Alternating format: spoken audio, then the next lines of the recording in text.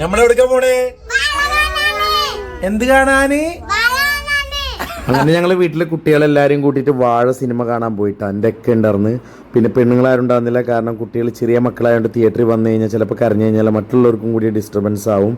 ചെറിയ മക്കളാണല്ലോ, അതുകൊണ്ടാണ്. ഇതാ കാണണ്ടി, ഇതാ കാണണ്ടി, അതാ കാണണ്ടി,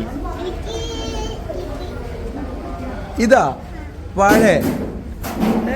എല്ലാ പ്രാവശ്യം വരുമ്പോഴും ഞങ്ങൾ സിനിമക്ക് പോകാറുണ്ട്. ഇപ്രാവശ്യം പടത്തിന് പോയിട്ടുണ്ടായിരുന്നില്ല. എന്തായാലും വാഴ 2 തന്നെ സെലക്ട് ചെയ്തു, കാരണം നല്ല റിവ്യൂ ആണ്. എല്ലാവരും ഗംഭീര അഭിപ്രായമാണ്. നല്ല കോമഡി ഉണ്ട്, അതേപോലെ തന്നെ മനസ്സലിയിക്കുന്ന ഒരുപാട് രംഗങ്ങളുണ്ട്. കണ്ണ് നിറയും, കരയാനുണ്ട്. എന്തായാലും കാണാം.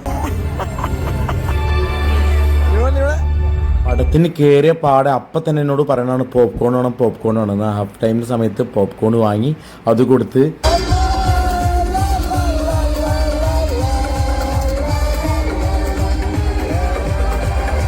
സത്യം പറഞ്ഞാൽ പടം കാണുമ്പോൾ ഫസ്റ്റത്തെ കോമഡി കഴിഞ്ഞ് പിന്നെ കുറച്ചാണ്ട് കഴിഞ്ഞപ്പോൾ കണ്ണ് നിറഞ്ഞിട്ടാണ്. കാരണം നമുക്ക് എല്ലാവർക്കും ഭയങ്കര ഫീലാവും. കുട്ടികളോടൊക്കെ ചോദിച്ചു നോക്കുമ്പോൾ അവർക്കൊക്കെ ഭയങ്കര ഫീലായിരിക്കണം.